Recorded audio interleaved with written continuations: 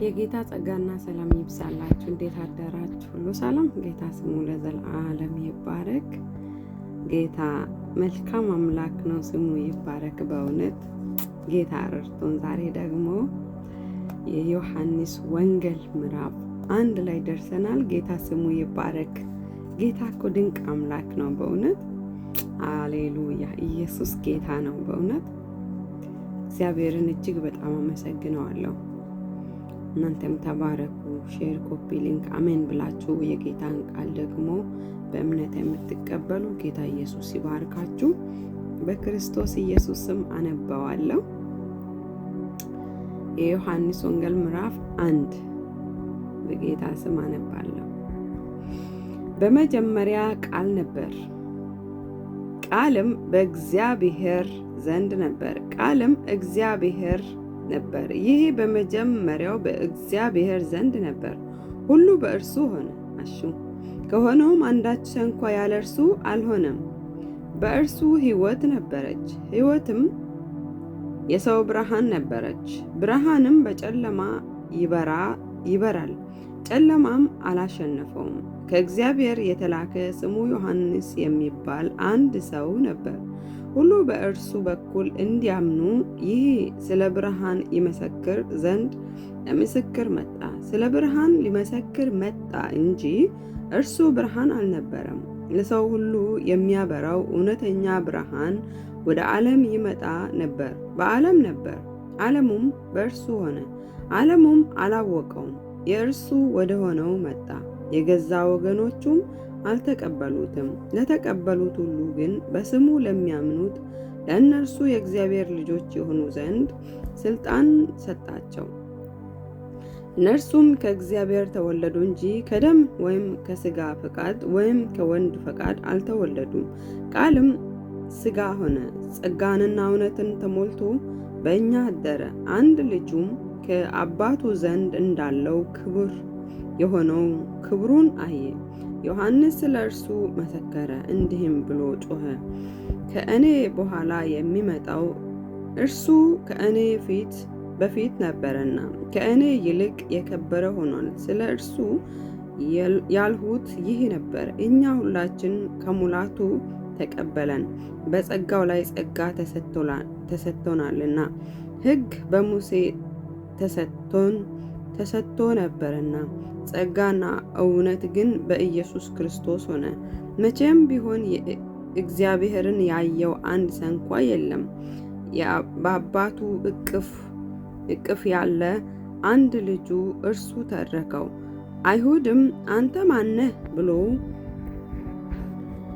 ይጠይቁት ዘንድ ከኢየሩሳሌም ካህናትና ሌዋውያን በላኩበት ጊዜ የዮሐንስ ምስክርነት ይሄ ነው። መሰከረም፣ አልካደምም። እኔ ክርስቶስ አይደለሁም ብሎ መሰከረ። እንኪያስ ማነህ? ኤልያስ ነህን ብሎ አይደለሁም ብሎ መለሰ። እንኪያስ ማነህ? ለላኩን መልስ እንድንሰጥ ስለ ራስህ ምን ትላለህ አሉት። እርሱም ነቢዩ ኢሳይያስ እንዳለ የጌታን መንገድ አቅኑ ብሎ በምድረ በዳ የሚጮህ ሰው ድምፅ እኔ ነኝ አለ።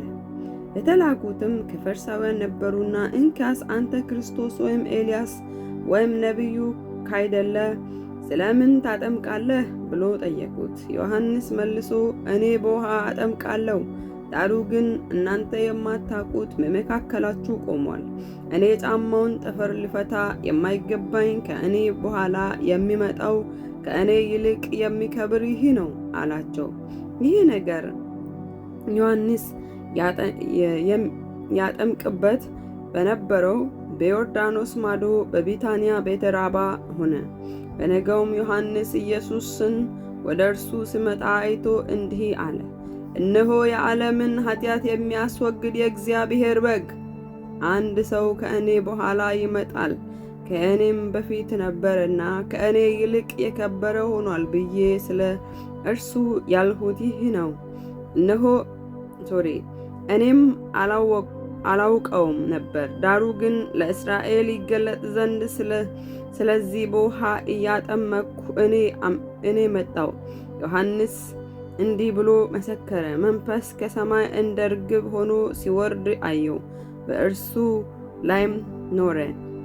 እኔም አላወቅኩም ነበር። ዳሩ ግን በውሃ ጠምቅ ዘንድ የላከኝ እርሱ መንፈስ ሲወርድበትና ሲኖርበት የሚታየው በመንፈስ ቅዱስ የሚያጠምቅ እርሱ ነው አለኝ። እኔም አይቻለሁ፣ እርሱም የእግዚአብሔር ልጅ እንደሆነ መስክሬአለሁ። በነገው ደግሞ ዮሐንስ ከደቀ መዛሙርቱ 2 ቆሞ ነበረ። ኢየሱስም ሲሄድ ተመልክቶ እነሆ የእግዚአብሔር በግ አለ። ሁለቱም ደቀ መዛሙርት ሲናገር ሰምተው ኢየሱስን ተከተሉት። ኢየሱስም ዘወር ብሎ ሲከተሉትም አይቶ ምን ትፈልጋላችሁ አላቸው። እነርሱም ራቢ ወዴት ትኖራለህ አሉት። ትርጓሜም መምህር ሆይ ማለት ነው። መጥታችሁ እዩ አላቸው። መጥተው የሚኖርበትን አዩ። በዚያም ቀን በእርሱ ዘንድ ዋሉ። 10 ሰዓት ያህል ነበር። ከዮሐንስ ዘንድ ሰምቶ ከተከተሉት ከሁለት አንዱ የስምዖን ጴጥሮስ ወንድም እንድርያስ ነበር። እርሱ አስቀድሞ የራሱን ወንድም ስምዖንን አገኘውና መሲሕን አግኝተናል አለው። ትርጓሜውም ክርስቶስ ማለት ነው። ወደ ኢየሱስም አመጣው። ኢየሱስም ተመልክቶ አንተ የዮና ልጅ ስምዖን ነህ፣ አንተ ኬፋ ትባላለህ አለው። ትርጓሜውም ጴጥሮስ ማለት ነው። በነገው ኢየሱስ ወደ ገሊላ ሊወጣ ወደደ። ፊልጶስንም አገኘና ተከተለኝ አለው። ፊልጶስም ከእንድርያስና ከጴጥሮስ ከተማ ከቤተ ሳይዳ ነበር። ፊልጶስ ናትናኤልን አግኝቶ ሙሴ በሕግ ነቢያትም ስለ እርሱ የጻፉትን የዮሴፍን ልጅ የናዝሬቱን ኢየሱስን አግኝተነዋል አለው። ናትናኤልም ከናዝሬት መልካም ነገር ሊወጣ ይችላልን አለው። ፊልጶስ መተይ አለው። ኢየሱስ ናትናኤልን ወደ እርሱ ሲመጣ አይቶ ስለ እርሱ ተንኮል የሌለበት በእውነት የእስራኤል ሰው እንሆ አለ። ናትናኤልም ከወዴት ታውቀኛለህ አለው። ኢየሱስም መልሶ ፊልጶስ ሳይጠራህ ከበለስ በታች ሳለህ አየሁህ አለው። ናትናኤልም መልሶ መምህር ሆይ አንተ የእግዚአብሔር ልጅ ነህ፣ አንተ የእስራኤል ንጉሥ ነህ አለው። ኢየሱስም መልሶ ከበለስ በታች አየሁ ስላልሁ አመንህን? ከዚህ የሚበልጥ ነገር ታያለህ አለው። እውነት እውነት እላችኋለሁ ሰማይ ሲከፈት የእግዚአብሔር መላእክት በሰው ልጅ ላይ ሲወጡና ሲወርዱ ታያላችሁ አላቸው። ሃሌሉያ! ጌታ ስሙ ለዘላለም ይባረክ። ከናዝሬት መልካም ነገር ሊወጣ ይችላልን? ዛሬስ ማን ናችሁ?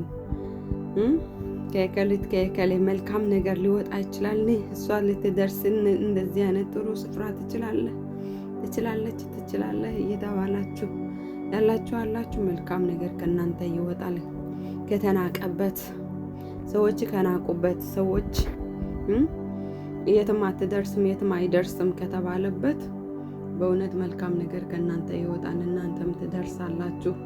እግዚአብሔር የሚያስደንቅ ነገር ያደርጋል። ደግሞም በጣም የሚያስደንቀው ነገር እግዚአብሔርን ናትናኤል ጠየቀው፣ ከወዴት ታውቀኛለህ አለው። እግዚአብሔር ገና ከእናታችን ማኅፀን ውሃ ሳለን ወደ ሰውነት ሳንለወጥ የሚያውቅ አምላክ ነው። ስሙ ለዘላለም ይባረክ። አሜን። እንዲሁ ደግሞ እንደዚያ ያለው አንተ ከበለስ በታች ሳለህ አየሁ ካለ ኢየሱስ ጌታ ነው። ያለህበትን ቦታ እግዚአብሔር ያያል፣ ይመለከታል። እግዚአብሔር ስሙ ለዘላለም እንዲሁ ደግሞ በመጀመሪያ ቃል ነበር ይላል።